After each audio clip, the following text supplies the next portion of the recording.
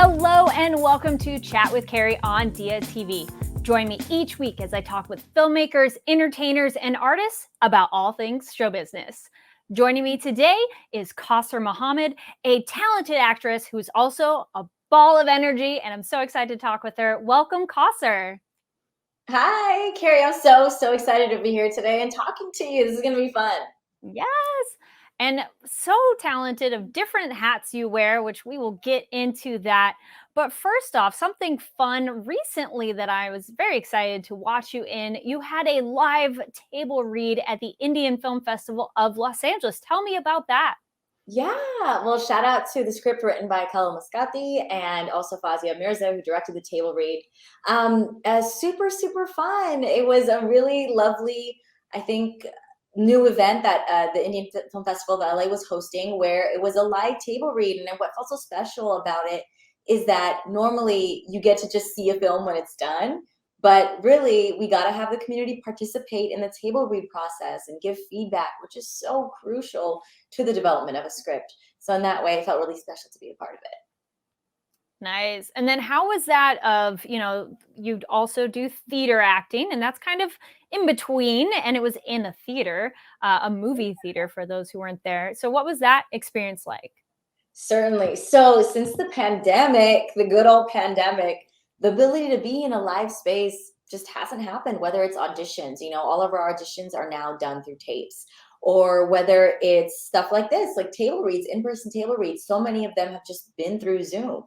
And then I used to perform on stage quite a bit doing sketch comedy at Upright Citizens Brigade.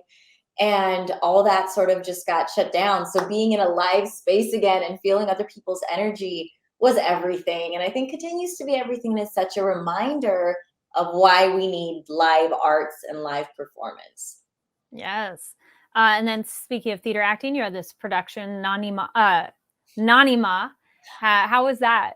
And your image of your costume and everything looks very fun and quirky. Yeah, so that was actually a sketch written with my sketch team, the Get Brown, where essentially I'm playing a Nanima, except we're like mapping it to The Godfather and like the way The Godfather deals with business and the way the Nanima arranges marriages for people and just sort of paralleling them. And I got to play this character of Nanima, and it was one of the sketches in a larger show from our all South Asian sketch team called the Get Brown. And it would be a recurring show we'd have at UCB. So, we would have a recurring show once a month. It'd be amazing to have the community come out and perform live and just have a lot of fun with that. How do you feel having an improv background has affected your acting? Oh my gosh. I think it's everything to me. For me, it's like, and this is probably not something many actors would agree on, but like the improv is an essential part of it.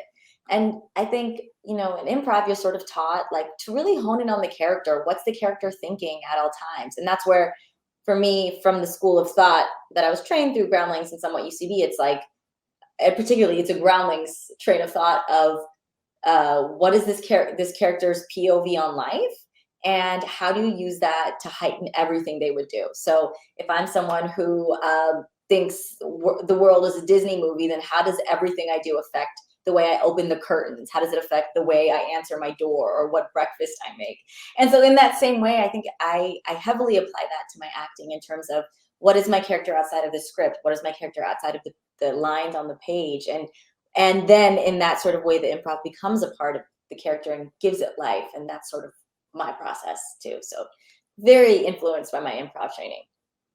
I was going to say, speaking of a Disney movie, you also have a musical number in the short film Coffee Shop Names. Tell me about that film and what it was like singing and dancing. Oh my gosh. Yeah, that was so much fun. And just the hugest shout out to Deepak Sethi, who wrote that film.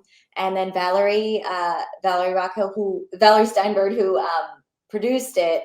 And it was so much fun. I mean, what I loved about this and something that Deepak and I talked about quite a bit is being able to see this character Rocky and putting her in situations that we don't get to see brown women in. So you see her as this dry, dull, maybe like tainted by the corporate world, to being essentially this sort of Disney princess musical vibe, and we just don't get to see that. And as an actor, to be able to be like, oh, I just played a role that gave me 3 different settings and 3 different dynamic pieces of a character was huge in my, as a career point. And so to have somebody usher that in, and in terms of like what representation it can expand, that was everything. And that's why I hold this role so dear to my heart. Yes, I like your ta-da kind of Right. I mean, where else would I get to learn a musical number like that and then do choreography like that? Yes. Again, shout out to the production, from the choreography on that to Valerie, who helped me record it. I'm not a professional singer. All of that was such a big, huge, rewarding experience. And then speaking of kind of what it's about, and then as you're saying representation, what is the concept of coffee shop names? Because some people might go, oh, yes, I know exactly what you're talking about, but some people might be like, okay. Right. So coffee shop names, it was on HBO Max. I believe you can still find it there. I hope so. I think so. And it's the idea, the premise is, what's your coffee shop name? When you're someone who comes from maybe a non-white background or a non-traditional or whatever's in the majority background, you might have a name that folks can't necessarily write out. And, there's always sort of that double life you live. I know for me, when I would walk into a coffee shop, like I could never say my name is Kausar, because I would spend 5 minutes trying to spell it to them and everyone would be mad in the line behind me. I'd be like, my name is Shakira. And that was my go-to. And I feel like you see that often. And the short kind of becomes this ode to this, like, what if we were these double lives that we lived? And sort of also poking fun on this fact of like, names can be hard, but also it's so relatable because I feel like everyone has a coffee shop name. Kari, you were saying that they don't know how to spell Kari. So it's in that way, it becomes a fun play on sort of what identities we have and what identities we hide. And of course, at the short of the film, of course, there's a happy ending and a reckoning and a embracement of the true name, but we get to have so much fun in the process. Or, you could just make something completely out there of like, my name's Dobby, and be like, if Right. you're a Harry Potter fan or something, and just be like, I'm Spider-Man. Right. And then they have to write it though. Who are they to question it, Right? They'll be like, okay. Yeah. I know my mom's dog's Nice. name is Dobby because we're huge Harry Potter fans. I think I've seen a video online where somebody did do that and people were like excited when they heard it and they thought it was amazing. Dobby years, Well, there you go. Yes. Speaking of something, I'm thinking a dog and Little, you were also in the feature film Little. Yeah. Tell me about that. Oh, that was so much fun too. It was a film where I got to play this sort of, I got to play this wealthy neighbor character. It was a really fun experience. I feel like I really got to take my own spin on the character. That was a moment where, I did have an Indian accent on the character, but that was 100% a choice. I wanted to be able to model, sort of that like upper class, like very full of themselves. Like maybe they're from Clifton, Pakistan, they have like a upper class. It's like they were educated in the British system because they could afford it. So their accent is influenced by, like British Indian sort of thing. So, and that character was created from that. I had a lot of fun with it. The director gave me a lot of freedom to have fun with it. And all in all, it was a really fun experience. When you do an accent, I mean, I guess it varies per project. Do you ever pull from real people, like family members or friends? Yeah, I just love accents. And I also like to embrace them because so often, and part of the thing with Little is that so often when we hear an accent, where with this, particularly a South Asian accent, we associate it with negative stereotypes. We associate it with a terrorist. We associate it with this overdone stereotype of a boo, of a poo, from The Simpsons, because that's all we see. So for me, doing stereotypes is like reclaiming the stereotypes and having fun with them because they're beautiful and they're amazing and they're dynamic and they're also so nuanced, right? Like if you're like a Punjabi accent is very different than someone who speaks than a Muslim Pakistani accent, even though it's all the same, like very, very, very close in geography. So I very much like to draw from people in real life, and I do that messed up thing that's I shouldn't do, where I'm like, if I'm talking to somebody with an accent, like I like accidentally start doing it, which is like so not proper, and don't do that. Anyone, whoever, I shouldn't be doing that. It's a bad habit. But yeah, it just becomes such a sense of inspiration. And I think along with the accent itself, like musicality is very interesting to me, especially with voiceover. If you're, you're voice acting, it's like they don't necessarily want an accent, but like the musicality of an Indian accent is very specific. It can have a melody to it often. So can I give it, if they don't want an accent on a character, but they still want it distinctive, how do I put the melody of an Indian accent, but don't use the accent?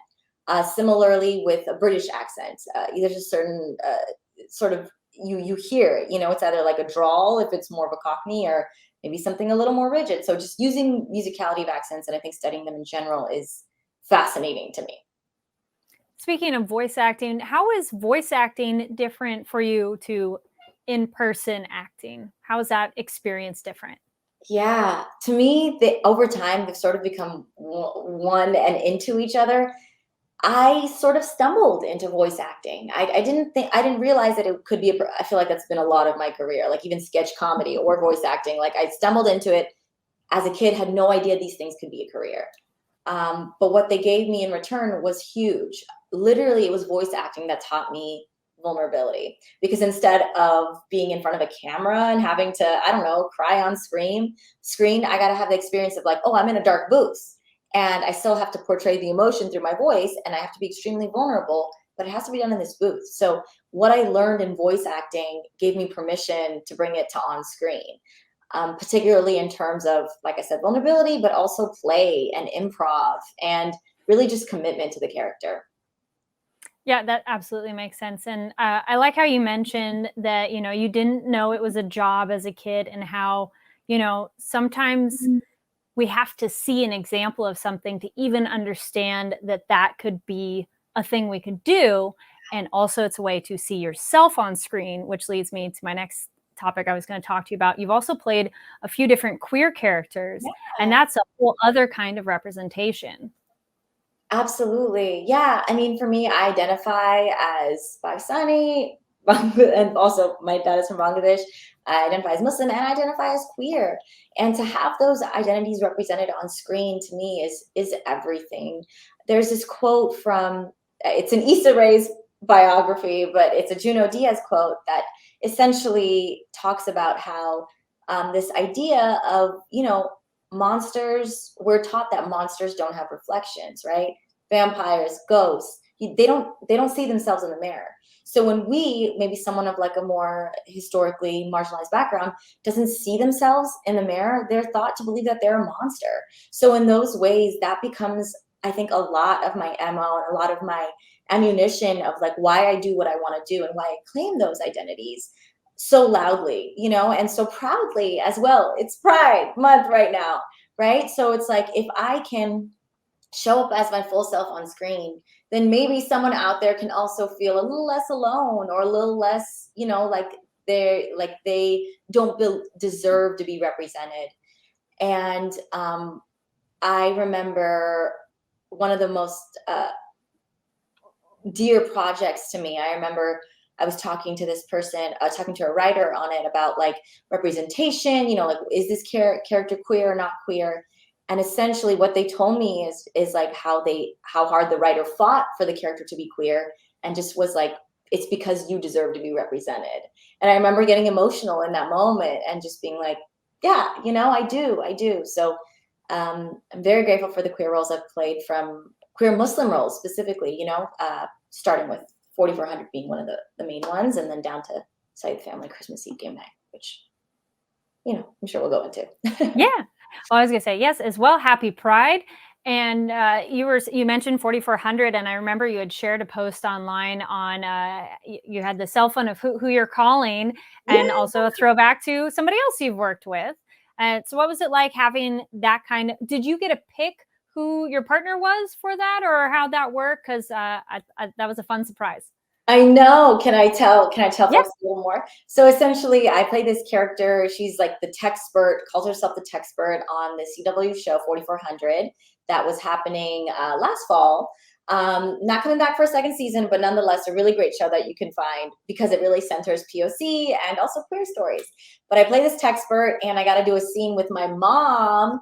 And all I knew that there was going to be a mom character, and that I was going to, even worked with the people of like, hey, can I talk some Urdu into it, And turns out that, casting goes out. A very dear friend, collaborator of mine, Fazia Mirza, who directed Saeed's Family short film, and who I'm actively co-writing, developing the series, the short now with. Ended up being the mom character.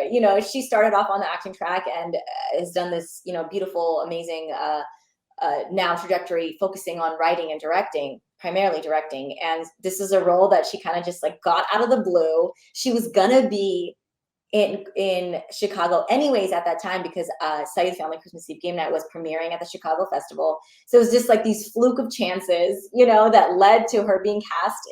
She auditioned and she got it. And we got to play mom and daughter together, which is wild because it's like one of my best friends, dear, very dear friend, almost family. Yeah, we gotta do that together in the 4400. Nice. And then, in case people don't know, tying back to what we started at the beginning, Fazia directed the table read that we talked about. So I was Oh like, my gosh, oh, yes, all the things. we have Yes. so many intersections. And then on top of that, she's also another queer Pakistani Muslim creator and director. So of course there's a lot of alignment, but also on a value level, really aligned. I was in her show. We played lovers because I played basically like there was a short that she wrote, and we played lovers in that. And then now we've been collaborators, and now we've been mother and daughter. Like it's just all across the board. Nice. And then you had mentioned the Saeed Family Christmas Eve Game Night. So I was like, that's quite the title for a Yeah. short film, which is great. But you not only acted in it, you did a couple other jobs as well. Yes, I wrote that project, and then also again, it was through the collaboration, elevation, and workshopping with the director Fazia that it became what it was, and then produced it along with my partner. So she was the lead producer on the project, and essentially the short is about. I'm the baby of two older sisters, and I was terrified when I was introducing my partner to them for the first time. It happened to be during the holidays. My mind went on this downward spiral of all the ways that things could go wrong. And some of the scenes from the short were the nightmares born from that downward spiral, and kind of just had to get it out on paper, had to exercise it. And that's how the short was born. But that's kind of a nice, it almost seems like it's cathartic, of Yes. like, get away. Like, Yes. get Yes. rid yourself of the, Have to. yeah. Yeah. Yeah, I love writing basically like horror and humor. Like everything I write just kind of goes in between those two things. Have you So done it's horror either comedy? what's up? Have you done much horror comedy? Yeah, that Yes. part too. Yeah, so it's like it's either something that like that doesn't like had to exercise it, and if you don't laugh, you cry, and then you know, if you don't scream at it, you'll also cry. So you just got to do both things. Yeah. And then, so what's next for you? There's some recent television stuff going on. Yeah. So really excited. I have a character on CW's The Flash, Dr. Mina Dawa, and her story is just sort of emerging. You can watch it on Wednesday nights, 8 p.m. PST on CW. It's pretty cool. Like her, I don't want to give away too much, but it's exciting for South Asian representation. That's for one, and I gotta have some superpowers, which is really fun too. So check it out. Oh, and also I have Jurassic World season 5 coming out July 23rd. So keep an eye out for that. Jurassic World Camp Cretaceous. That's an animated show, in case people are like, Animated show, yes. Yeah. which is still really cool. But it's one of those, they're like, wait, did I miss a season of Oh my Jurassic gosh, Park? sorry. What's going on? Yeah. I just say the full thing. It's just a mouthful. Jurassic World Camp Cretaceous on Netflix. That's awesome. Yeah. And then I was going to say, for your superhero role, what was it like to be a superhero? Or, well, I don't know if you're a hero yet, but like, what Yeah. was it like to be a superpowered being and then, being South Asian? Yeah, it was certainly it was a very cool experience in terms of just learning how to do green screen, how to do VFX. I think I'm still just I'm sitting with it. I'm like I guess it's always a dream. It's a dream to have powers on screen. I think for every actor, or almost every actor. So it's been so much fun, and I hope I do the role justice. It's one of it's a based off a real comic book character, so it's important to me that the fans also like it and that they feel like the character got a good little spiel going on. Nice. Definitely looking forward to seeing that and more, hopefully. And then, and the Jurassic Park series. So very cool. Well, thank you so much for joining me and talking about everything that you've been working on. Thank you. This was so fun and so lovely. Also, I'm from San Jose, so that feels really lovely and special too. I know y'all are based in San Jose. So, yeah, thanks for taking all the time to chat. Yes. And thank you for watching Chat with Kari on Diya TV. Make sure to give the video a thumbs up. Don't forget to click that subscribe button. I'm Kari Lane with Diya TV, and we'll see you next week.